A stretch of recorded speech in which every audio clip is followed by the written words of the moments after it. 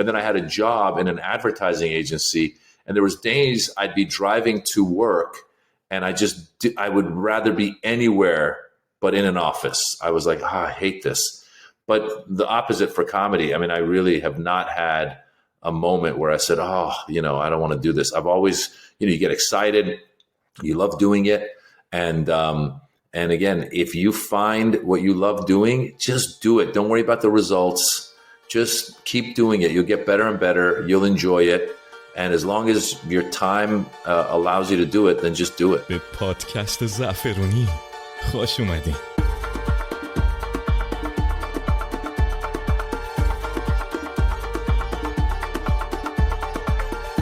Kia ora, hi, salam o durud to you all listeners from all over the world. Welcome to another episode of Saffrony Podcast. This is an exclusive version of the Saffrony Podcast because I'm joined by a legend who's made audience laugh from LA to the Middle East and recently right here in Aotearoa, New Zealand.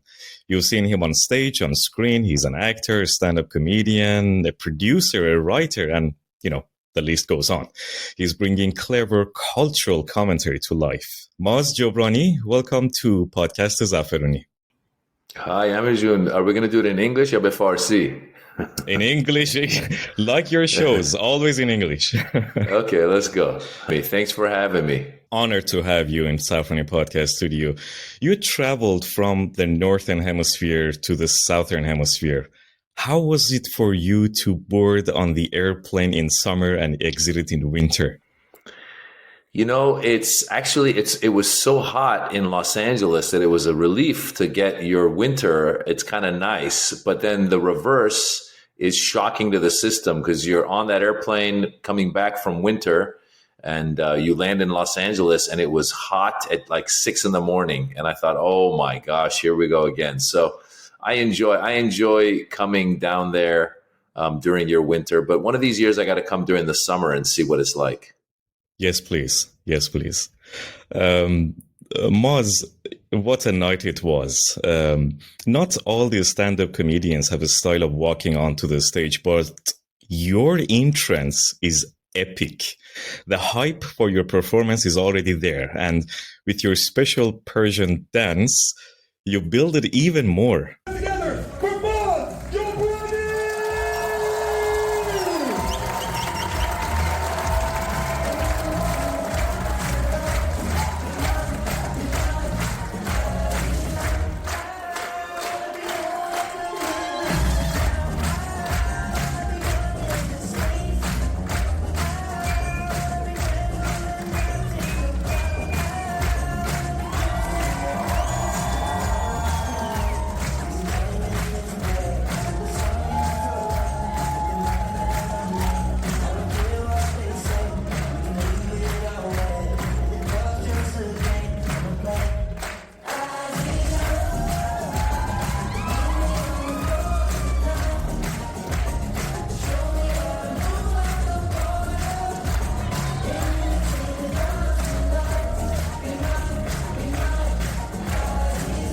Are you constantly adopting your moves to match the song you choose? Amir, I wish I had more moves than I do when I go on stage. I've been doing the same moves for the past 15 years, but different songs. This time we're doing Azizam, Ed Sheeran's Azizam. And I whenever I'm on tour, I like to come out with that energy because, as you know, my opening act, Tehran, he's very funny. He's got good high energy. So we just keep the energy going. And we do the dance number, and then then from there it just goes. So it's a good way to just wake people up again and have them pay attention because you really want people to be focused on you. So I enjoy coming out, and one of these days, Amir, I will hire a choreographer to give me new dance moves. That's fantastic. Your Belarzun, Sinato Belarzun, is fantastic. So please do not skip that part. Thank you. Your eyes see Belarzun well. What's the first thing you noticed when you walked onto the Q Theatre in Auckland, New Zealand? To be honest with you, I really like that theater because as comedians, we want the audience to be close. And the way the theater was designed was obviously the people seated in front of you all the way up, and then there was people on the sides. So as a comedian, we love that. And so when Tehran and I both walked in, we said, oh, this is a nice theater. And just that adds to the energy. You know, the worst thing for a comedian is if you do a show, it's outside, it's a lot of people. And when you tell the jokes, the laughter goes into the air. But in a theater like this, where you're surrounded, the laughter bounces around and is contagious. And so I really like that theater, and I hope to play it again when I'm back. Looking forward to it, definitely. Is there something uniquely New Zealand you'll remember? You know, this time in New Zealand, I didn't get a chance to spend that much time. We were there for like less than 24 hours, but I've been to New Zealand several times before. I was there with my family, and when you're there with your family, you try to enjoy everything you can. So we went to the hot springs. We went to the museum in Auckland. One year without my family, we actually went to Queenstown, and I went skiing, which was really cool. So, I mean, New Zealand, as you know, is just a beautiful, beautiful country. And Auckland's a beautiful city. So I always feel like I'm breathing in fresh air when I'm there. The only problem you have is your green lights turn red very fast. So every time a car goes, like 2 cars in, they stop. I go, ah! So that's the only problem I have. And the city is not that big, so I haven't figured it out yet as well.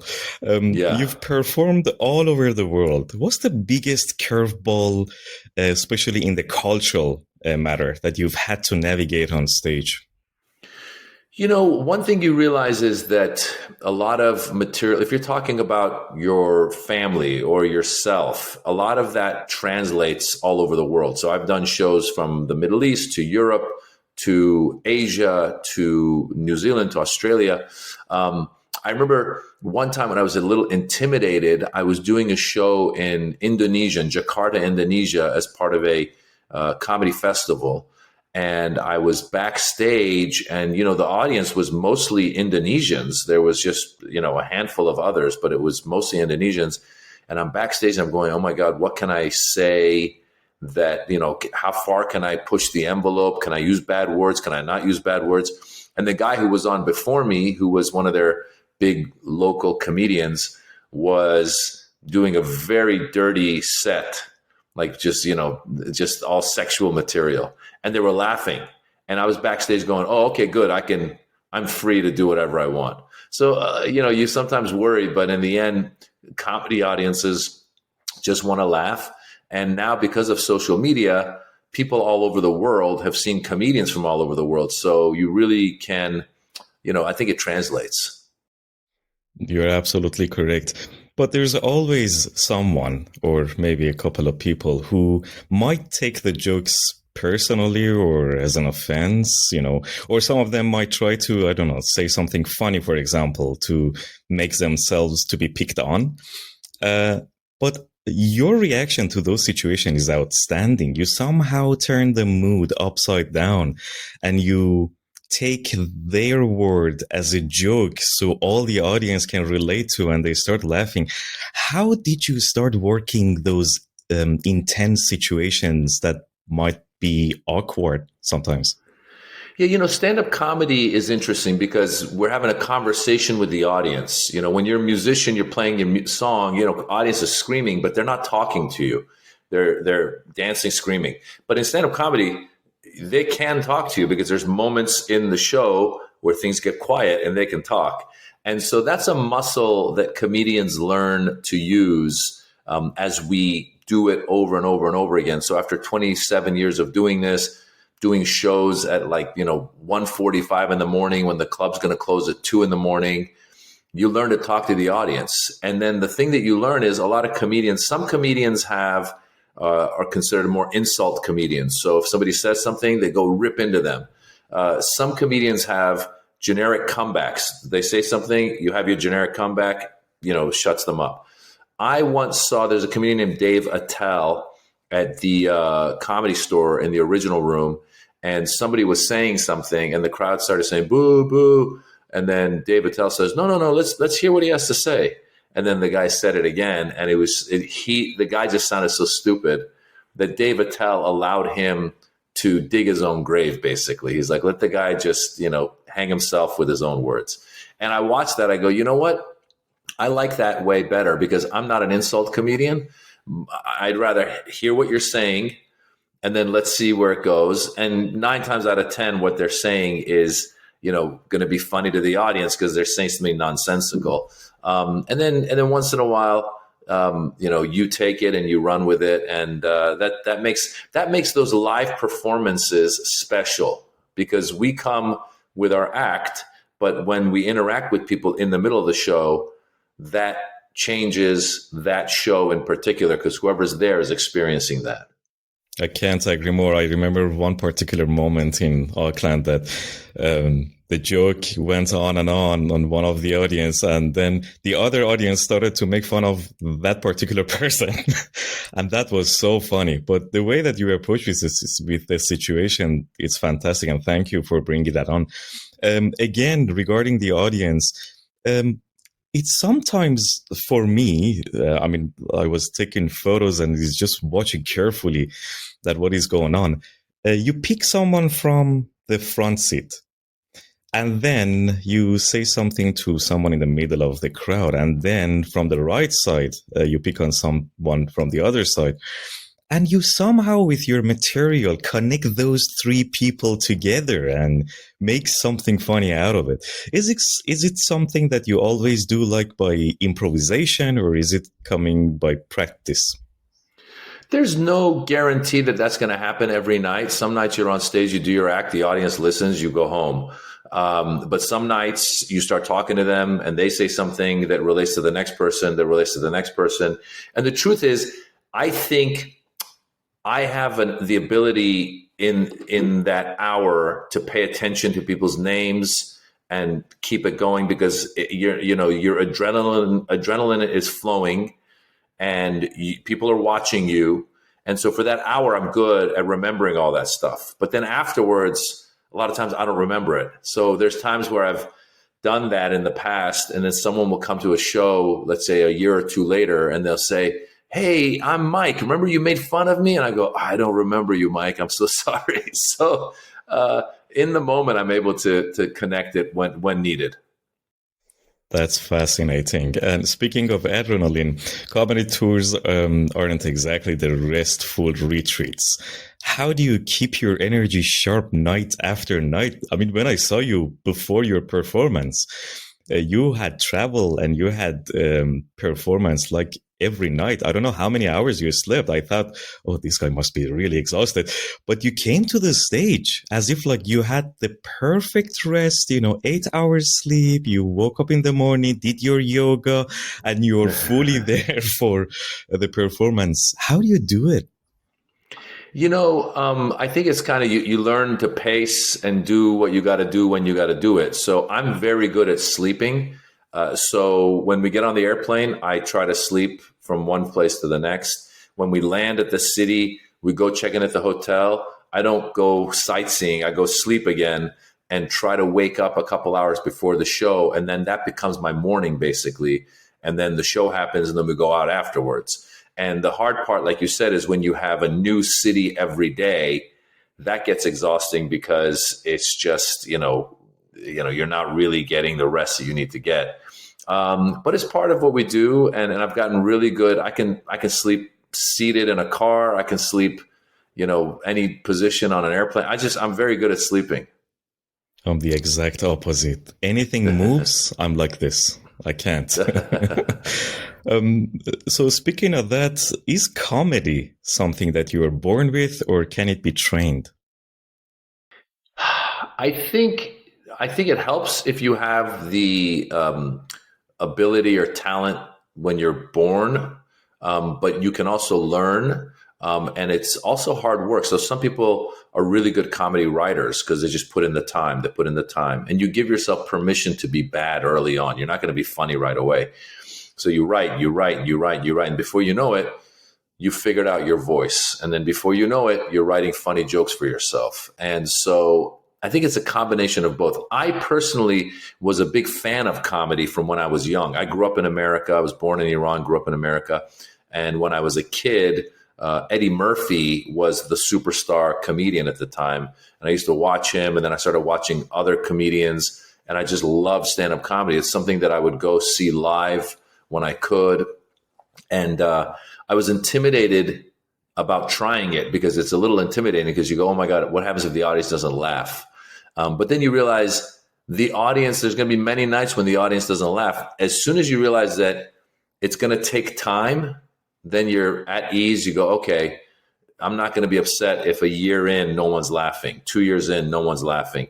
5 years in, no one's laughing. 10 years in, they start laughing. So that's really kind of what you have to do. You got to put in the time. Fascinating.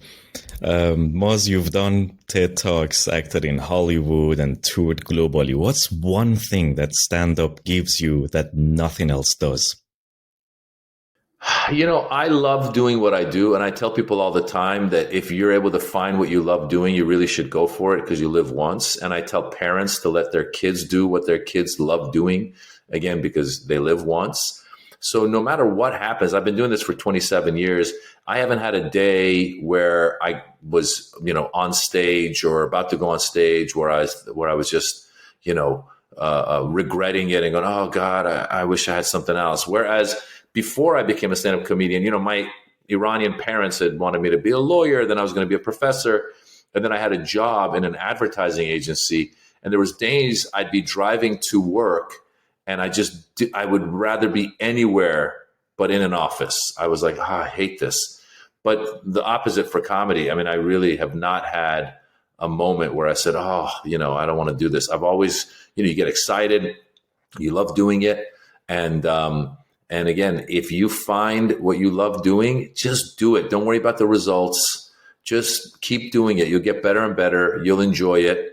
And as long as your time allows you to do it, then just do it. So if we want something so badly, is it enough to drive us to success? Not necessarily. That's the problem. The success. So it's about how you define success. I don't think success necessarily means you're making money. Success means you're doing it.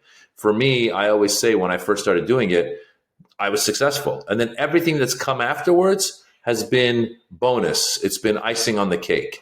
I never expected to be in the movies I've done. I never expected to be on the TV shows I've done. I never expected to be touring the way I have. I wanted it. I definitely had it as a goal, but I didn't think, oh my God, if I don't reach these things, then I'm unsuccessful. So I think that's a key part of it, is just to say, look, just doing it makes me feel good, and therefore I'm successful. You might say, I want to play guitar. Great. Start learning it. Now you're really good at it. But that doesn't mean that you're going to be touring around the world making money doing it. You might have to just do it at home, or you may have to, go on the streets and make money on the streets. But again, I think success is doing the thing, and then everything else is the bonus. I love that definition. And as you mentioned, it is really obvious that you really enjoy what you are doing. Everybody wants kung fu fighting.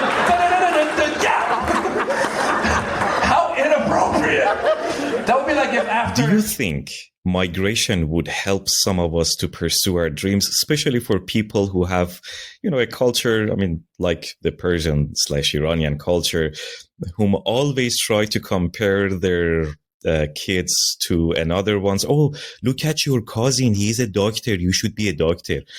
To mage chi kame? So there's always an expectations from others. Once we migrate to another country, we see no roof. We see no restriction. Do you think migration would help that? Yeah, I think anybody who's in a culture, whether it's Iranian or Indian or Chinese or Eastern European, whatever, where the family and the parents are very involved, it's obviously a very freeing experience to go to a different country, a different culture, and really have the world at your disposal. You can do whatever you want. So obviously being far from that energy that's saying, do this, do this, do this. To the point where some cultures say, marry this person, have your kids now, work for your father. And so obviously that's limiting, putting you in a box. But when you leave and you go somewhere else, those people aren't around, those voices aren't around. And so you feel like you can do it. Sometimes people do these things that they want to do without even telling their parents back home because they're worried their parents are going to stop them from doing it. However, you can still be in a country where you have parents that are like that or family that's like that. And I think once you come to the realization that you live once and it's your life and you should not live to please anybody else, not your mother, not your father, not your wife, not your husband, not your kids. You need to please, like, make yourself do what you want to do because you live once. You don't want to be 80 years old on your deathbed and saying, I wish I would have, started painting. I wish I would have traveled more. Do it now because you're not going to have time later. So once you come to that realization, that was a realization for me because, again, I had so much pressure to not get into this comedy world. And again, when I was in like around 26 years old is when I really realized, I go, oh my gosh, this is my chance. I have to do it now. And I did it. And I'm very happy I did. I'm so happy that you did it as well. Maz, you mentioned about the activities that comes within the journey. So you're not necessarily thinking about acting in the beginning, but it happens. And you've played everything from a donut shop owner to a security guard. Jimmy Westwood. I love that joke. What's the weirdest role you've ever turned down and why? The weirdest role I've ever turned down, there was a time where, so being Iranian or being from that part of the world, 26, 27 years ago when I first started, the types of roles that would come your way sometimes would be terrorist parts. And so early on in my career, I actually did a couple of those. And then I really had a bad taste in my mouth about it. And I thought, no, I don't want to do this. So I stopped doing it. But there was a time, to your point, of saying no to a part. Again, since I was Middle Eastern, I would get called about it and say, oh, there's this part. So these guys, there was this conservative writer or show creator who'd come up with what he felt was the answer to The Daily Show. If The Daily Show leans left, he wanted to do comedy that leans right.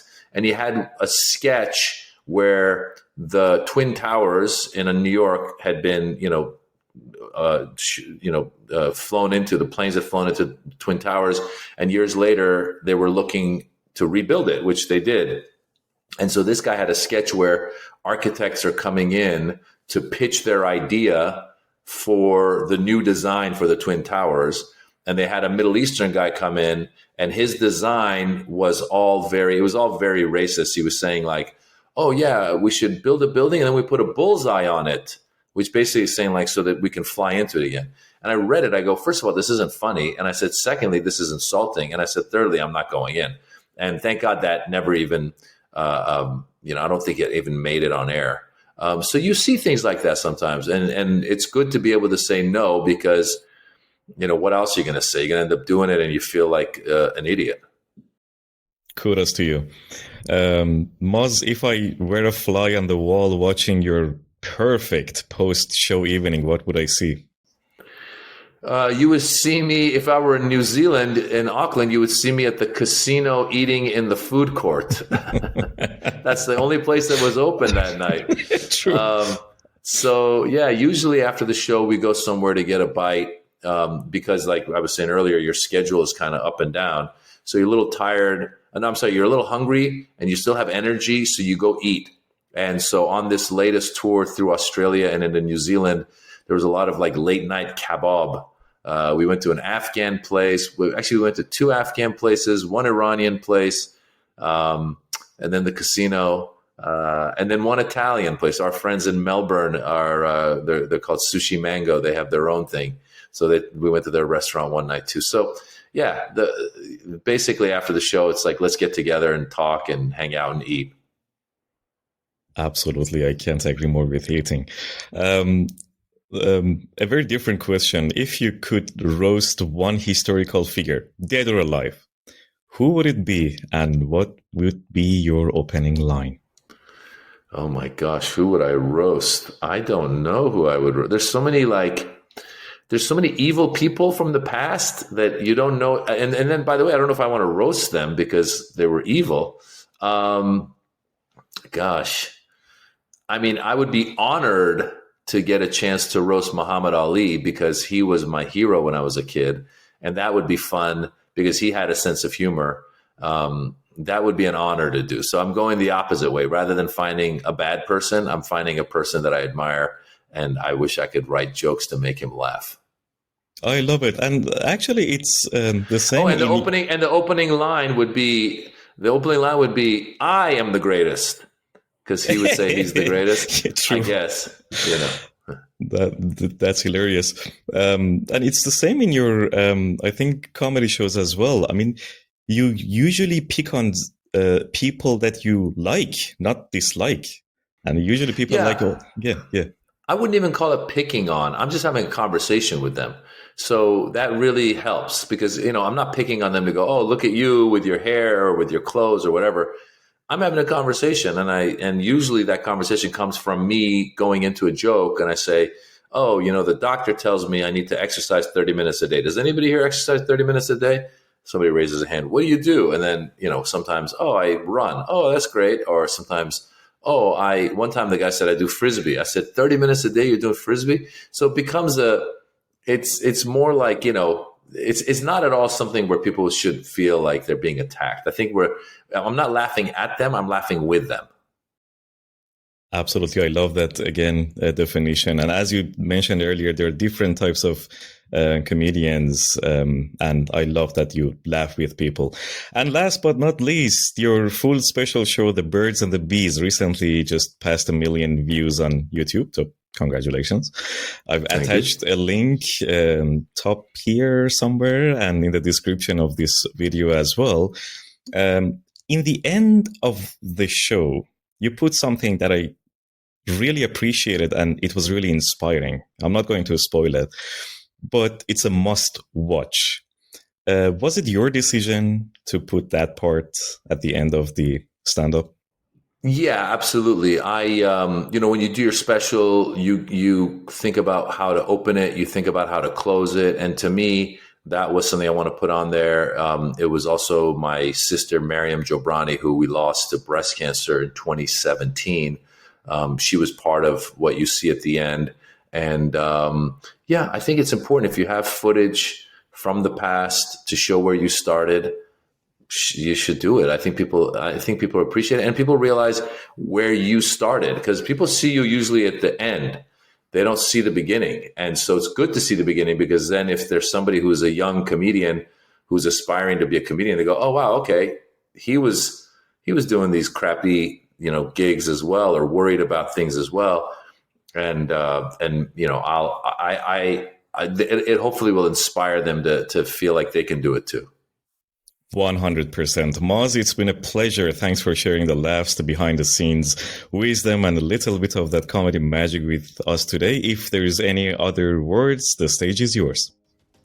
Thank you, Amir. I appreciate you having me. And do me a favor, open up a late night restaurant in Auckland. There's a market for it. You should open it up. So after the show next time, we come to your place.